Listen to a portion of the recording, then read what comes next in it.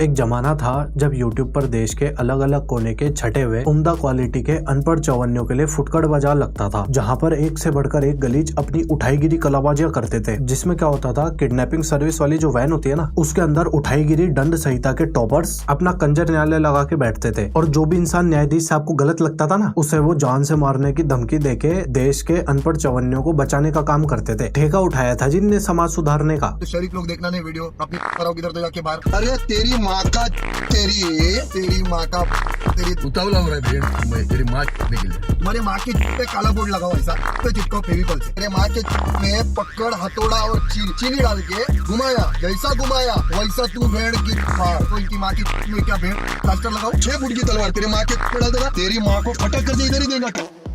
घटिया से घटिया गाली, घटिया से घटिया फ्लो में बकने की इस कलाबाजी को देखकर फुटकर बाजार में और भी नए चेहरे अपनी मोटी बुद्धि आजमाने आए। तेरी माँ को निकालूं, तेरी माँ तो लीजिए। अब ये उठाईगिरों की फर्जी अदालत में लॉजिक और फैक्ट्स में पड़े भारी अकाल को और गलीज पने के बढ़ते प्रकोप को देखकर यूट्यूब वालों ने हेटफुल स्पीच के तहत इनकी किडनैपिंग सर्विस वाली वैन के टायर पंचर करके लगाई आग और ये जितने भी अनपढ़ जाहिल थे ना, इनके चैनल डिलीट करके बांध दिया ताबीज। वो हराम के इन लोग ने जो YouTube का स्ट्राइक मारा, इसके लिए मेरा YouTube चैनल निकल गया। ये तो हो गई जी पुरानी बातें, नई बात करते हैं। तो जो इन ठाले लुक्कों का फुटकर बाजार था ना, वो पड़ गया सोना। इसलिए ये उठाईगिरी सप्लाईज की भारी कमी को पूरा करने के लिए संजय दत्त की बैरक में पोछा लगाने वाले गुटखाधारी की साइकिल में ब्रेक टाइट करने वाले अंकल एक बार फिर से अपनी फर्जी अदालत लेकर आ गए हैं। टपाटप टपाटप टपाटप। गलीज पने के इस रंगारंग कार्यक्रम को इनने अनसुनी नाम दिया है। इसमें क्या होता है ये आगे बताता हूँ, पहले ये जहाँ पे हो रहा है उसकी बात करते हैं। ये जो क्लिप अभी तुमने देखी, ये अतरंगी से बिलोंग करती है और अभी इसका लेवल 1 चल रहा है। अतरंगी एक स्ट्रीमिंग प्लेटफॉर्म है जहाँ पर ये सारा चौथ भांगड़ा चल रहा है।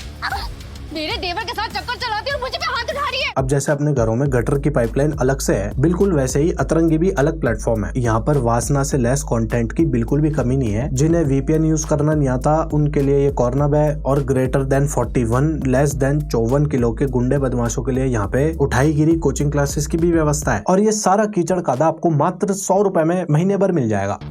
उंगली उठाएगा, आवाज बंद, सब देखो, मैंने जो ये अतरंगी नाली में डुबकी लगाने के लिए 100 रुपए खर्च किए ना, ये तो मैंने तुम्हें कंटेंट देने के लिए किए हैं। लेकिन अगर तुम्हें भी इस नाली में डुबकी लगानी है तो अपने 100 रुपए की बत्ती बनाओ और आग लगा दो। इस सर्दी में कम से कम गर्मी तो मिलेगी। लेकिन अगर ये अतरंगी का सब्सक्रिप्शन ले लिया तो तुम्हारे ब्रेन सेल्स और XY दोनों ही कम हो जाएंगे। और बाकी ये अतरंगी की बातचीत कभी और करेंगे। फिलहाल ये देश में गलीजता का विकास करने वाले विकास फाटक AKA हिंदुस्तानी भाऊ के शो की बात करते हैं, जिसका नाम है अनसुनी तेरी कही मैंने सुनी। जो तेरी कही मैंने किसी से लिखवाई, फिर 150 रुपए किलो मिलने वाले एक्टर से कहलवाई, फिर उससे पहली बार सुनने की एक्टिंग करी और सुन के गलीच हरकतें करी, फिर उसकी एडिटिंग करवा के जनता को सुनाई। ये होना चाहिए था। मार दूंगा तेरी इधर। लाड़ में आ रहा है मेरी बात देख माधर।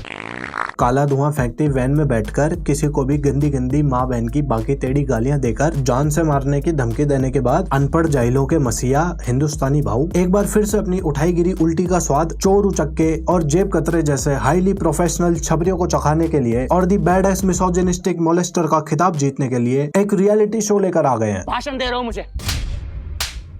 माधर जिसमें क्या होता है, मुंबई में जो खराब एक्टिंग स्किल्स का रिक्शा लेकर एक्टर बनने के लिए आए हैं, उनको 200-500 रुपए देकर इकट्ठा किया। मैं तुमसे बहुत प्यार करता हूँ, पर मैं तुमसे प्यार नहीं करती हूँ प्रकाश। ऐसे कैसे पॉसिबल है, तुम मुझसे प्यार नहीं करती यार। जिन्हें वाहियात से वाहियात अंतरवासना टाइप स्क्रिप्ट दे दी, जिसमें 90% गलती औरत की होती है। किसी और इंसान को बिस्तर में सुला के वो लिपस्टिक का स्वाद उसको देती है।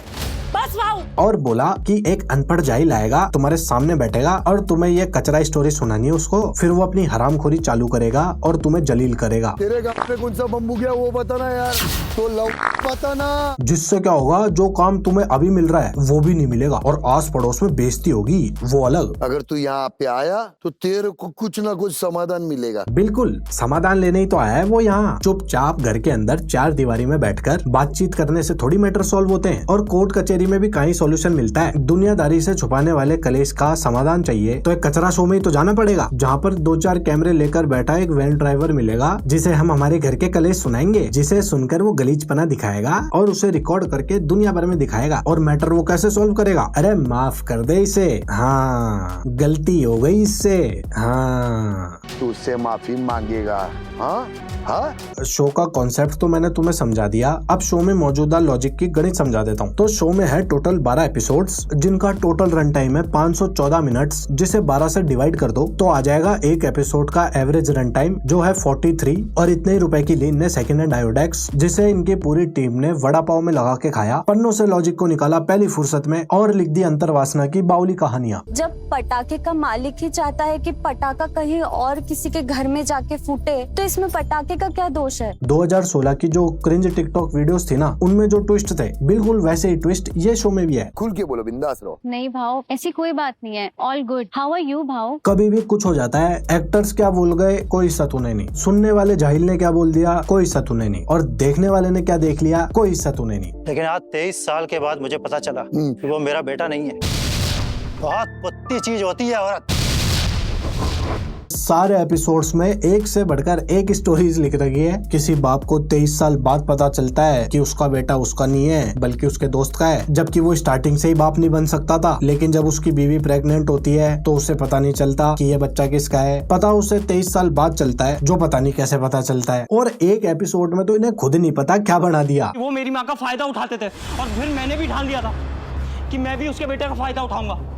एक लड़के की शादी उसका बापू तय कर देता है एक लड़की से, और जो लड़का होता है वो गे होता है और उसका एक बॉयफ्रेंड होता है जो ये लड़की बताती है। लेकिन फिर बाद में ये लड़का जो इसका बॉयफ्रेंड होता है वो गे होता ही नहीं है, वो तो इसके साथ इसलिए नाजायज संबंध बनाए थे उसने। जो इसका बाप होता है वो इसकी माँ के साथ सेटिंग कर लेता है और अब ये अपनी माँ का बदला ले रहा है, इसके बाप से नहीं बाप के बेटे से सेटिंग करके। मुझे धोखा देती है, आज मैं तुझे मार डालूंगा। तुम कैसे मार सकते हो मुझे? छोड़ो। छोड़ दे मुझे। बिल्कुल असली लड़ाई हो रही है जी। ऐसे चुपचाप ही तो बाउंसर मैटर सॉल्व कर देते हैं। एक लाइन का डायलॉग बेचारे इस बाउंसर को भी दे देते, थोड़ा सा आयोडेक्स और लग जाता। अगर डायलॉग डिलीवरी अच्छी नहीं थी बाउंसर की तो बाद में एडिटिंग में डाल लेते। जब इतनी गालियां बकी दी थी तो यहाँ पर भी लिखवा देते वो हिंदुस्तानी भाव से 2-4 लम्फट डायलॉग। मुझे धोखा देती है। अगर तुम्हें ये एक्शन सीक्वेंस बढ़िया नहीं लगा तो कोई चक्कर नहीं, एक से बढ़कर एक फाइटिंग सीन है पूरे शो में। धोखा दिया तूने मुझको, धोखा दिया मुझको। बस बस बस। वाह जी वाह, क्या रैप्टे मार दिए। बदमाशी हो गई जी बहुत भयंकर। अब 2 फीट दूर से हवा में उड़ते रैप्टो को देखकर ये हिंदुस्तानी बाबू बोलता है इस बापू को कि मार लिया, अब ऐसा कर तेरी बीवी और उसके आशिक को माफ कर दे। तो बापू मना कर देता है। फिर ये भाऊ 2-4 गाली बक के मैटर ही सॉल्व कर देता है। तुम्हारे हस्बैंड के छोटे भाई के साथ तुम्हारे माँ का चक्कर चल रहा है। जी भाव। यही होता है सब एपिसोड्स में, लोग आते हैं इसे अपना कलेश सुनाते हैं, फिर ये गाली बकता है और मैटर सॉल्व हो जाता है। और जब गाली बकने से काम नहीं बनता तो ये सामने वाले के मुंह पर अपने हाथ से हवा कर देता है। क्या हो गया?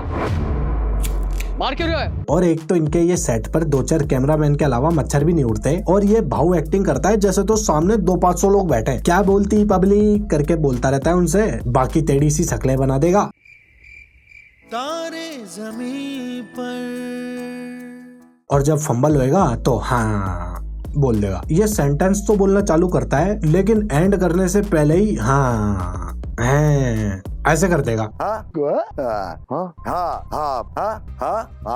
वो बस अंतरवासना स्टोरीज ही लिखी थी इनने, भाऊ की स्क्रिप्ट लिखने में इनने खर्चा नहीं करा आयोडेक्स का।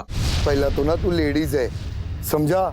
तो लेडीज है तो क्या? ओ टोड़, एक ही लेडी बैठी है सामने, बहुवचन में क्यों बात कर रहा है? दूसरा टेक ले लेना। और ये तुम टीम वाले क्या कर रहे थे? दूसरी बार में लेडी बुलवा लेते ना इससे। अच्छा टीम में भी सबका नील बट्टे सन्नाटा है। अरे ऐसे क्या चल रहा है? आपके पिछवाड़े कभी कील घुसा है? वैन में बैठकर फ्रंट कैमरे के सामने गालियां बक के देश में मौजूदा पौवा पीने वाले अनपढ़ चवन्नियों का मसीहा तो ये पहले ही बन चुका था, अब तो बस टाइम टू टाइम प्रूव करता रहता है। कभी आधी रात में इंस्टाग्राम पर लाइव जाके तेरी माँ मोरी में गई और वो मुद्दी और पटक से तू फाट करके मारा टकले के साथ, वो भोसड़ी हो गई। अगर वो नॉर्मल आता तो वो वैसी रहती, उसको जो मुझसे समय तू बाहर आया तो उसको बोलते भोसड़ी, तो तू भोसड़ी।